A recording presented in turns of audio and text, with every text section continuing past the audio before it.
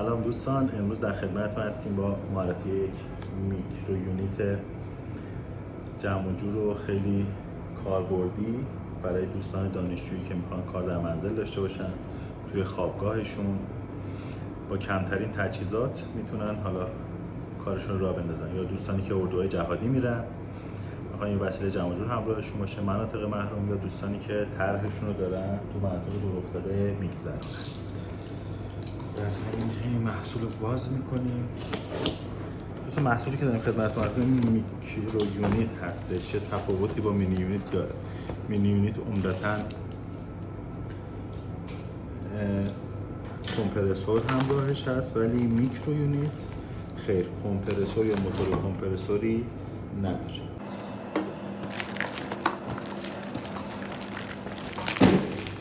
خب مخزن دستگاه که برای استفاده از آب طراحی شده، پدال دستگاه،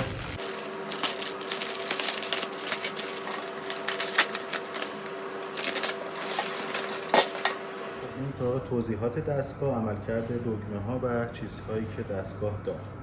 اول از انتهای دستگاه شروع کنم.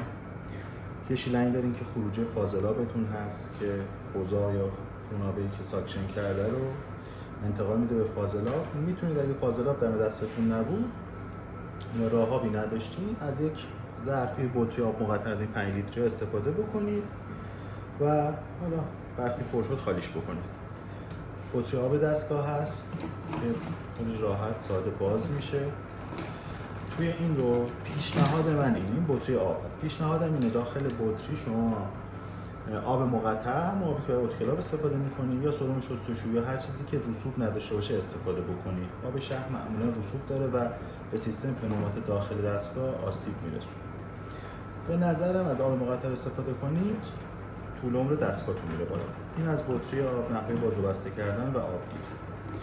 شلنگ فاضلاب رو خدمتتون عرض کردم. اینم که ورودی هوای ما هست. شما برای این دستگاه حتما نیاز به یک کمپرسور باد دارین، حتما. یا میتونه از نوع اویل فری باشه که هزینه‌اش بالاتره، صداش بیشتره، یا از نوع موتور یخچالی به اصطلاح. صداش در حد یخچال منزلتون هست و هزینه‌اش خیلی مقرون به صرفه تره. ولی ایرادی که کمپرسورهای روغنی داره در برابر کمپرسور اویل فری اینه که اون بخار روغن به داخل دهان بیمار انتقال پیدا میکنه و اصلا چیز استانداردی نیست. ولی خب بعضا بچه‌ها اینو تهیه میکنن دستگاه رو برای کارهای لابراتواری یا مثلا کار روی دندون دانشجویان عزیزی که حالا امتحانی دارن، یا میگم برای اینجور کارها میتونید از کمپرسورهای یخچالی هم استفاده بکنید. ولی اگه میخواین روی بیماری کار بکنید سعی کنید که یک کمپرسور اویل فری تهیه بکنید، چون خیلی استانداردتره برای کارهای دندان پزشکی. انتهای دستگاه رو توضیح دادم خدمتتون. از بغل که بگیریم پایه نگهدارنده، 2 تا اتچمنت 2 سوراخ هم هستن که توی ایران معمول توربین های 2 سوراخ استفاده میشه. همونطور که میدونید یه سری از جاها، یه سری از کشورها اصلا استفاده از توربین 2 سوراخ یا اتچمنت 2 سوراخ ممنوع هست، مخصوصا مثلا کانادا رو که میدونن. حتما باید 4 سوراخه باشه. تفاوتش با توربین های 2 سوراخ چیه؟ توی 2 سوراخ این حفره بزرگتر هوا و حفره کوچکتر آب رو انتقال میده به توربین شما. توی 4 سوراخ شما یک حفره بزرگتر دارین که اون هوایی که اومده و تو هد توربین به صورت پسکش قرار عمل بکنه رو اگزوز میکنه به یه حالا فیلتر آنتی باکتریال. توی 2 سوراخ نه، شما به محض اینکه پاتون رو از روی پدال بردارین اون هوا حالت پسکش رو ایجاد میکنه. برای امتحانش هم میتونید اتچمنتتون رو بذارین توی یک لیوان آب، پاتون رو بردارید، اطراف شلنگتون شفاف باشه، میبینید که یک مقدار آب برمیگرده داخل اتچمنت. این آب در واقع همون خونابه‌ای هست که از مریض قبلی مونده تو هد توربینتون، که البته دوستان اتوکلاو میکنن و اون خونابه خارج میشه توسط پمپ وکیومی که تعبیه شده توی اتوکلاو. ولی حالا 4 سوراخه باشه بهتره. اینجا 2 سوراخ گذاشتن، تبدیل اینا به 4 سوراخ هم هست و میتونید استفاده بکنید.